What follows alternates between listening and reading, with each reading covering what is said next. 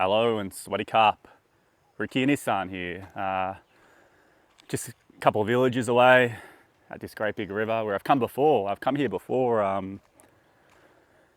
about a month ago now. I did a video about how I was feeling depressed and gloomy and just sad, and I wish I could go back to that period of time, I think, because everything was perfect and I didn't really know it.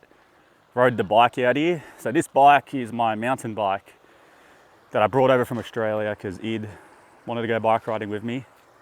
But when I brought it over from Australia was when we planned to have Lily and Daisy, and that was when she knew she was pregnant, so she couldn't go cycling, obviously. So we never actually got to go for a bike ride together, which is a bit upsetting. But on that gloomy video that I did out here, you may remember I walked down here a few meters down, and I'm standing under the bridge having a chat. But look how high the river is now. This was a waterfall last time I was here. Couple of local fishermen. And yeah, the river is very high. So I could basically reach down and touch the water. Well, how many meters down was it here a month ago? So it's been an incredible amount of rain that obviously took place. And I don't think it's rained since the day before Id's funeral. And that might have been a cloudy day, but on Id's funeral, beautiful blue skies, and has not rained since, I believe. Might have been some showers at night that I haven't been aware of. It's been pretty clear, so I don't know. Seems like rainy season's over. Had a lovely day today. I could feel myself about to have another breakdown, getting a bit emotional, thinking about things, and my mum, she went to the market. So what's today? Wednesday, if it's the market. It's what I love about living in rural Thailand, is you don't even know what the day is. But my mum, I let her take the car down to the market. I just wasn't really feeling like going anywhere. Just wanted to stay home. So I was home all day with the babies, just me and the babies. Motorcycle helmet. And yeah, just had a really nice day with them. They were crying, and I was, giving them their milk, giving them a hug. Had them up on my shoulder, doing all the stuff you do, change their nappies. Put on this dancing fruit. There's this dancing fruit thing my brother, as well as Nat, told me about. But I guess the fruit just dances on TV, and the music's actually not that bad. It sounds, I don't know, like some South American techno or something, but I think it might have been the playlist I picked. So I don't mind having that on, and I mean, Lily loves it. Daisy's I don't know, she's a little bit of a drama queen, but most of the time she loves it. She does a bit of a cry, and she gets sucked into the TV and then a bit of a cry.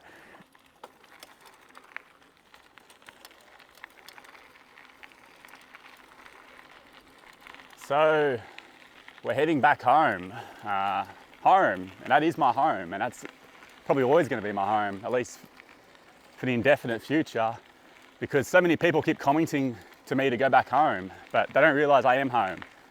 Going back home with the babies to Australia, it doesn't benefit us at all. People keep saying, you've got your family there. I've got my family here. This is my Thai family. And I've got my family from Australia who are all booking endless trips and holidays to come visit me as well. I know that's just a trip and a holiday, but you don't realise how much support the Thai family is.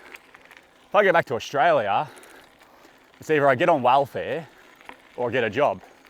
If I get on welfare, probably can't afford to rent a house, because of the pricing. It's gone ballistic, and covering all the baby stuff I need. And if I get a job, well, I've got to pay a fortune for childcare, and then I still can't afford to rent a house either way. So you can't really win in this predicament. We've already got a house here in Thailand, don't we? There's plenty of ways for us to survive here, and we'll be fine. And we're not living in poverty. My girls will go to private schooling in Thailand. It's not a problem. I'll do what it takes to take care of my girls. I got a university degree, for God's sakes. Not for this exact scenario, but for an exact scenario where we needed this, where we needed a backup plan, obviously. I'm half expecting, there's a few houses up here, I'm half expecting these houses to be flooded, unfortunately, because they back right onto the river. And well, you saw how high the river is, so, and they're low, they're lower than the road. So we'll have a look at these houses, and I hope they're not flooded out, because I think some of the people who live up here do it tough, you know. So I hope, well, that water's pretty high there. So yeah, I don't think this is looking good, but we'll see, you know, let's hope. The house on the other side of the river's flooded. I don't know how that happened. But their house is okay, thankfully. Like, just the land directly surrounding them's flooded. So these houses up here aren't looking too good. So with a university degree, if I need to, if my other means don't work out, I can get an English teacher job pretty damn easy out here. Even as rural as we are, I'll be able to get an English teacher job basically a day or two after I start searching. And you might say English teachers don't pay a whole deal, which they don't, but the money still goes further here. And we have our house, we're not paying rent, we're not paying a mortgage. We've got the house to live in. So the money's gonna go a lot further. And you're gonna be happier living here over living in the corporate, over living in corporate Melbourne, you know, where we're gonna struggle to make ends meet. Our ends are gonna be met here if I became an English teacher down the line. We'll see how this YouTube thing goes as well first. You need a little canoe to get to your house. With that one, I think they did have canoes, and that's up high. You can see the water. Well, I can see from here the water level's dropped about a foot or two already. And they've got to park their motorbikes out here on the elevated road. But yeah, that's terrible. Like, where are they supposed to go during this? He's got his window open, so he's obviously inside, but geez. Got his siling. And let's talk about the support of the village. The villagers have all been talking about me because, you know, I've told them I'm staying. We've got a lady in my village who, hello. Got a lady in my village who speaks English, and she's been helping me out, and she doesn't need to be helping me out, but she's been helping me out with a lot of things. Hey, yo, mate. Hey.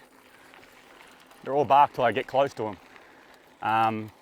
So she once lived in Denmark, and she said when she heard he'd passed, she thought about her time in Denmark and trying to sort things out like this, and she said she needs to help me.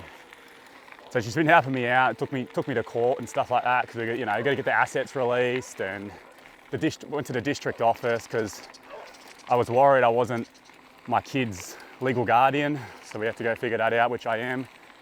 So I'm my kid's legal guardian automatically. But it was still a worry, and there's going to be other things as well we're going to go sort out. Well, she'll help me out if she's got the time.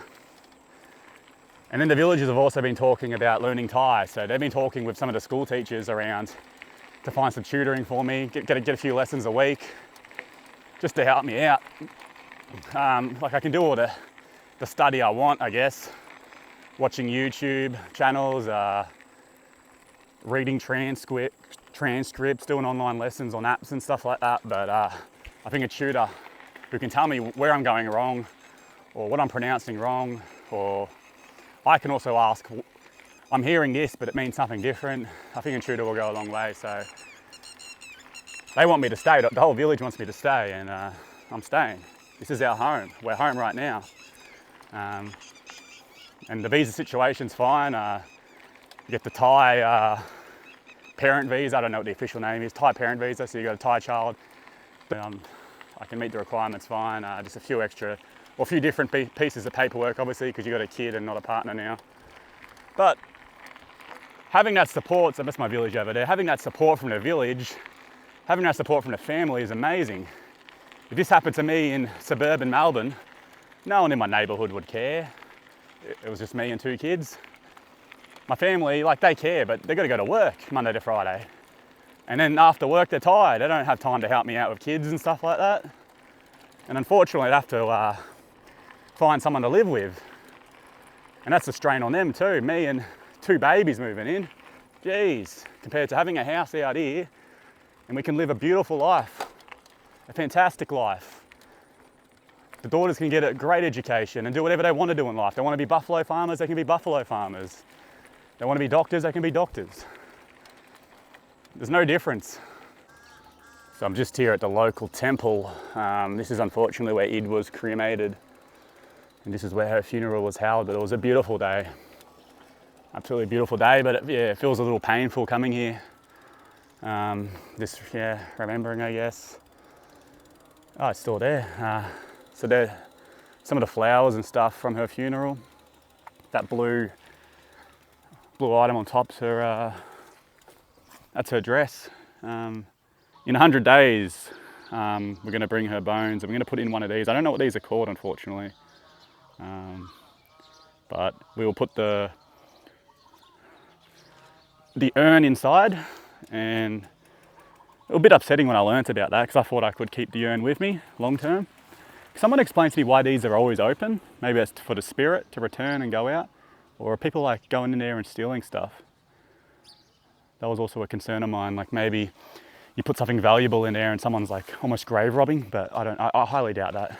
So the 100 day mark will be in the new year. We'll have a spot organised. We'll have a nice little thing like this for Id. Hopefully we get a photo and name and everything like that. I guess it'll be like a gravestone, but I think much more beautiful than a gravestone. I don't know if we have a family one or what the go is, but I've been told it happens in 100 days. It was a bit upsetting, but I want to do everything correct for her and all the beliefs, because I know that's what she wanted. It would make her happy. So just cut through the village back to my house. Or it'll be my kids' house soon. So yeah, this is home, and who wouldn't want this to be their home? You got a great big yard like this. You go for a bike ride, do whatever. The mini mart upsets me a bit. It's all packed up at the moment. Obviously Id ran the mini mart.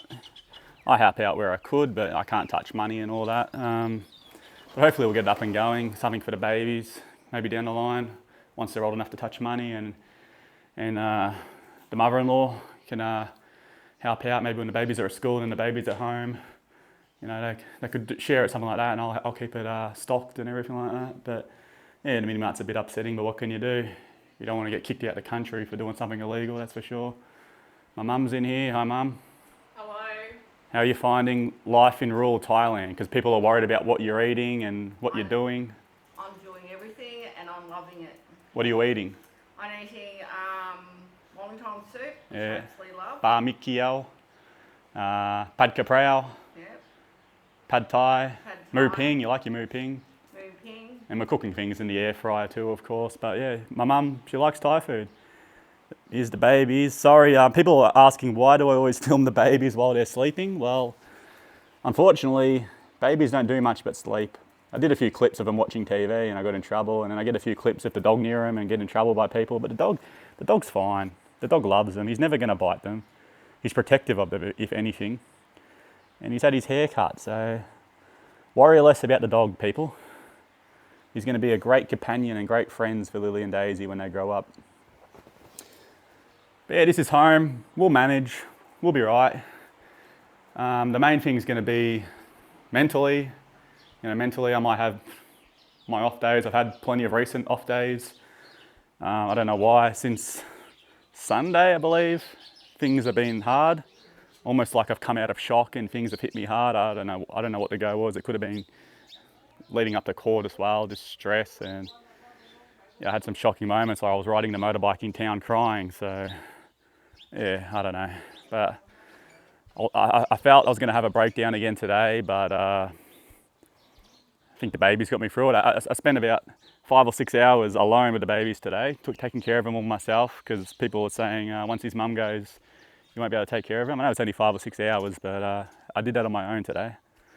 And it was no worries. I was doing work on a computer, sorting things out, doing some things, and yeah. Home sweet home. Someone told me to go work at Walmart. I don't know, I've never seen a Walmart in Thailand or Australia, so I think I just watched one video. But yeah, I don't think I'll go work at Walmart, but appreciate the advice. But yeah, we'll keep the story going.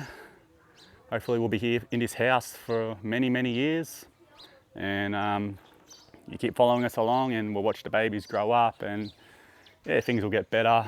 Not feeling too bad today, but I'm not feeling too good either. But it's going to get to the point where I can be happy again. I'm still going to have moments, of course. But they'll get to a time where I get happy again, and we can go places. I might even go places shortly while my mum's here around Thailand, and just get out the house for a few days. But yeah, we're home. This is our home. Australia is not my home. We're going to enjoy it. Thank you so much for watching another vlog. We'll see you next video.